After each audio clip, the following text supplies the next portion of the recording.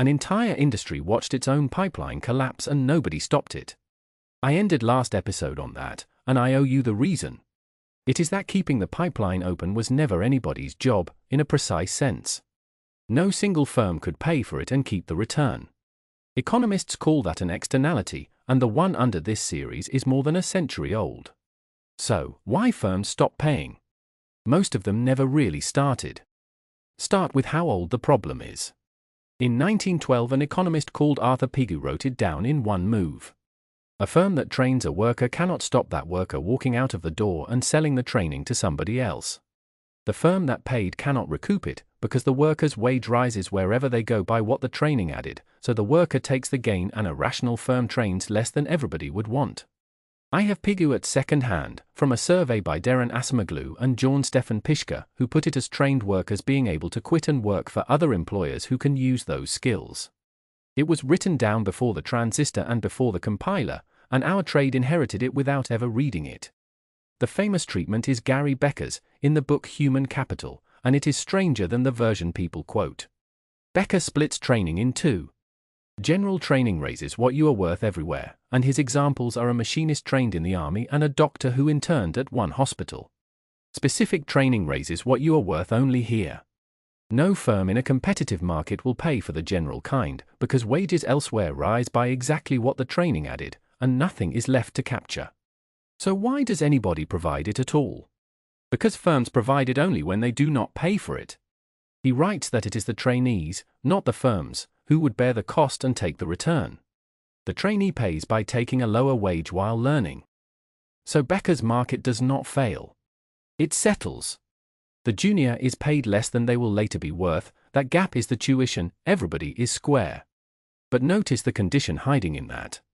For a trainee to pay with a reduced wage, their work at that wage has to be worth something to somebody, not a lot, just more than nothing. For about 30 years in software it comfortably was. Episode 2 itemized that work, maintaining the build, production support, bug fixing, code review, paying down technical debt. It needed doing, and the cheapest able person to do it was a junior. Learning came attached, free, inside a deal that already made sense. Nobody here ever had to decide to train anybody, which is why nobody built the machinery to. Then the price of that work fell to almost nothing.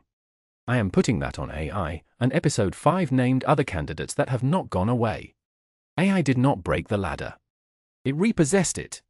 The tickets and the tests and the first draft of the migration still get done, by something that does not learn from doing them and does not need a reduced wage while it does. So the junior seat stops paying for itself, and the reduced wage has nothing left to buy. Becker's settlement quietly stopped clearing. The externality did not appear. It was always there. What went is the thing that covered it, so this is not new damage. It is old damage with the sheet pulled off. Which brings me to the team, and as always this is our own worked example, not anybody's measurement. When you last met the new hire they had come out of a degree, and 40 people had applied to the role. Eventually somebody asks the question that decides whether a firm like ours hires another one, and it is a finance question. What does this person cost us, to their first productive year? So the team priced it, on the discipline from the last series, in ranges said out loud, because one number with a decimal in it is theatre. Salary, and the loaded cost on top, for close to a year.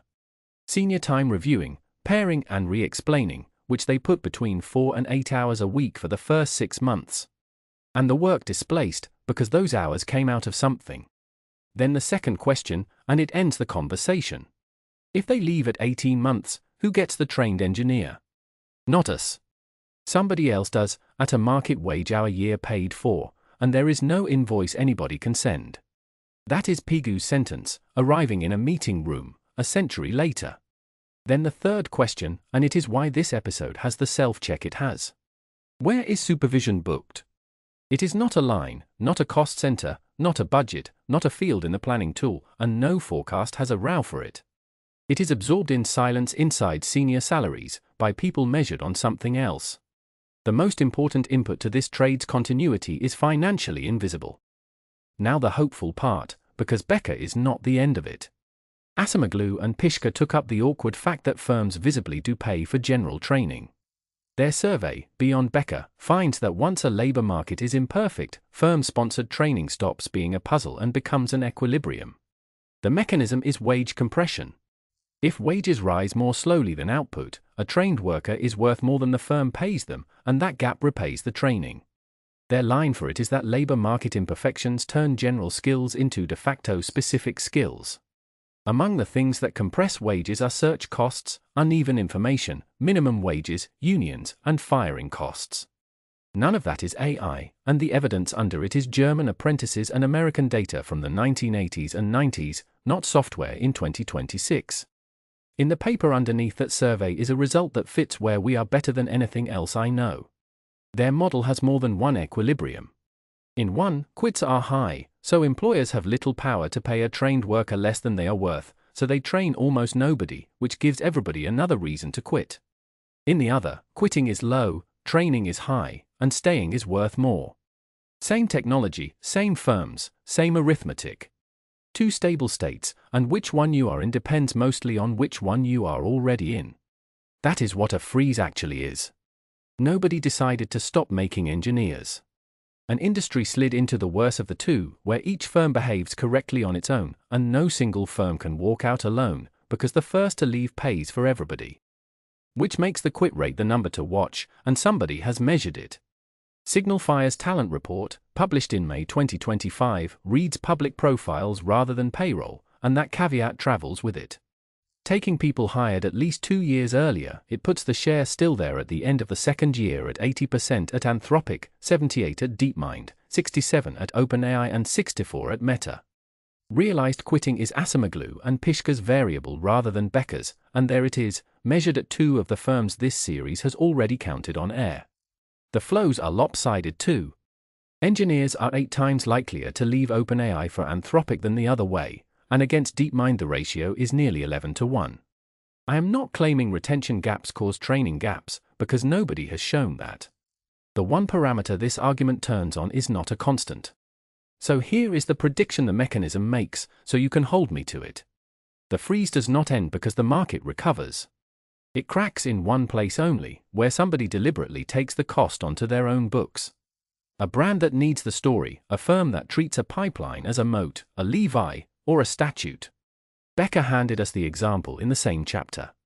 The military, he writes, pays at least part of training costs and does not pay market wages, so it has had relatively easy access to students and heavy losses of graduates.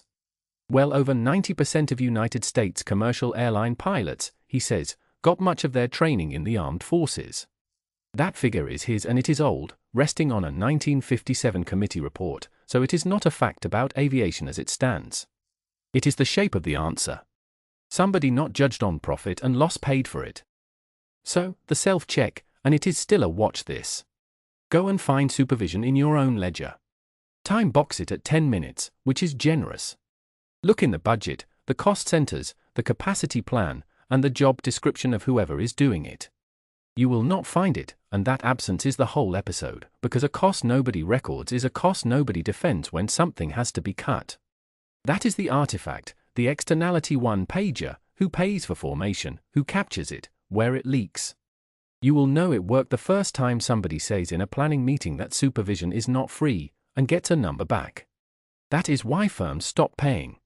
Next episode, the strongest argument against everything I have just told you, made at full strength, because the same technology that repossessed the ladder may be the best apprenticeship tool anybody has ever built.